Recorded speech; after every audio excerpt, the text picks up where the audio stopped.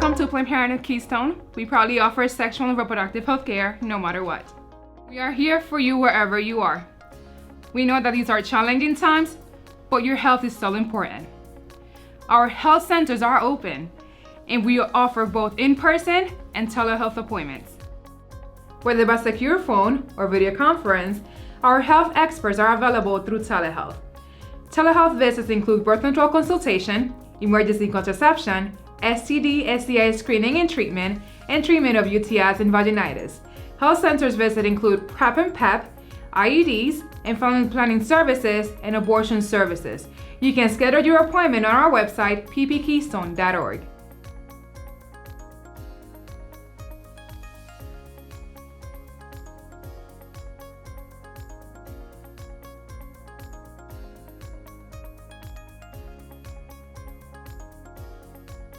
Despite the ongoing attacks on Planned Parenthood, we provide healthcare to over 22,000 patients each year. Most of the patients are low income, and we are a lifeline for them. Last year, Planned Parenthood affiliates across the nation lost Title X funding. Title X funding is a federal grant program so low-income patients can access family planning and reproductive health care. The loss of Title X funding for PP Keystone was felt immediately.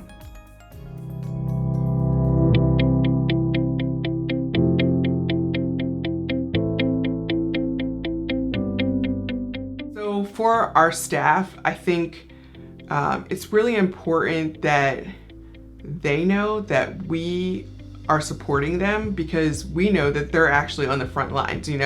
Myself as an administrator, I help come up with, the different services and how we're going to implement them, but they're actually doing that work. And for them, especially in this time where they're exposing themselves possibly to the spread of the virus. So, they have that concern, coming to work.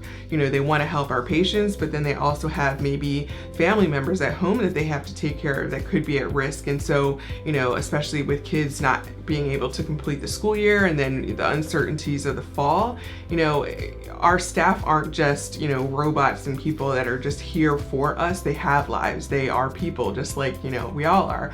So they go through the things that people go through and have to worry about. So I think it's very, I just have a lot of pride and thanks to them for doing this work and, staying committed.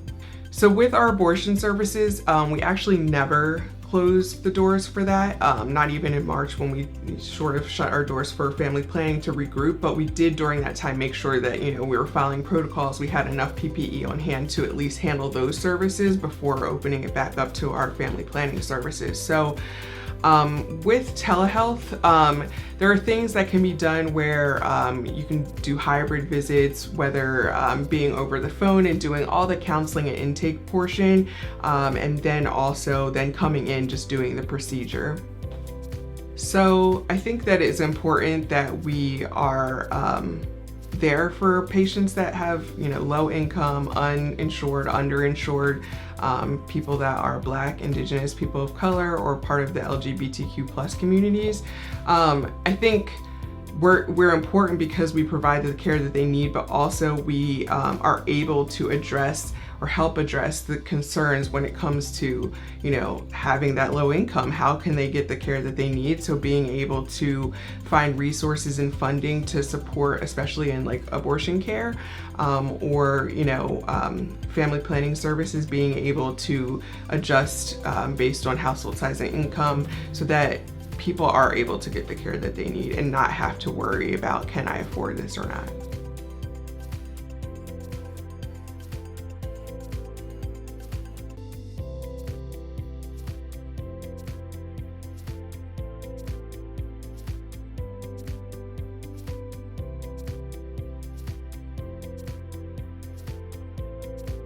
It has changed in a lot of ways.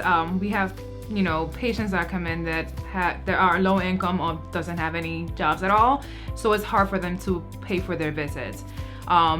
Basically, they either come in for the visits and they just make payments, or they just put off their appointments because they don't have a way to pay for their services.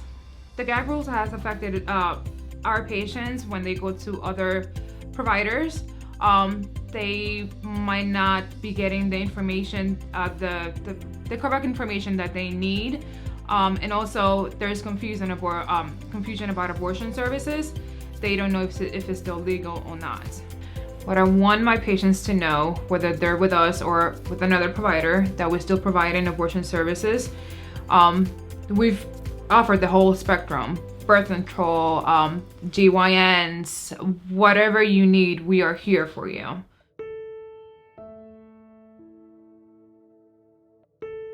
The action that I want to see taken is actually to get funding for all the basic needs, for healthcare, for education, for housing, all of those things. Because when people have those things, when people have the basic needs, not just like, oh, this is something I want, like this is a need, this is a human right.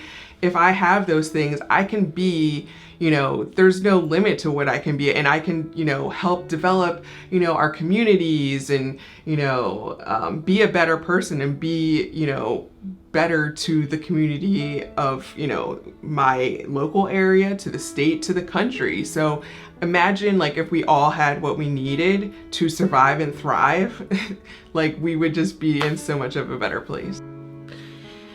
It's sad that to this day,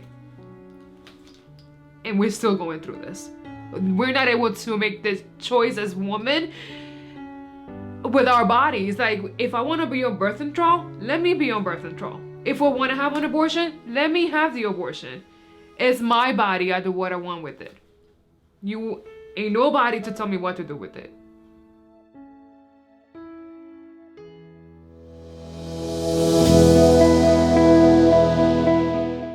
Planned Parenthood thought it was very important to pull themselves out of the Title X program once the Trump administration gagged healthcare providers, because we believe that our patients deserve full and accurate information so they can make the best decision for them. Those providers who still accept Title X funds have accepted that they're not going to be able to give that full and accurate information, that it's okay to provide incomplete information, and even if a patient wants a safe and legal abortion, to deny them the information on how to access that. Unfortunately, what we find is that when there is less access to care, when we are not making it easy and affordable and accessible, then we see a rise in unintended pregnancy rates. Another barrier our patients face is fake clinics that pose as healthcare providers. These fake clinics lie to and coerce people with the intent to delay care and divert them from seeking information about pregnancy options. They are not staffed by healthcare professionals, and they do not provide real care. Every year, Pennsylvania funnels over $6 million taxpayer dollars to these organizations. And quite frankly, I believe it is unconscionable to spend taxpayer dollars in that way. We need to knit back together that safety net.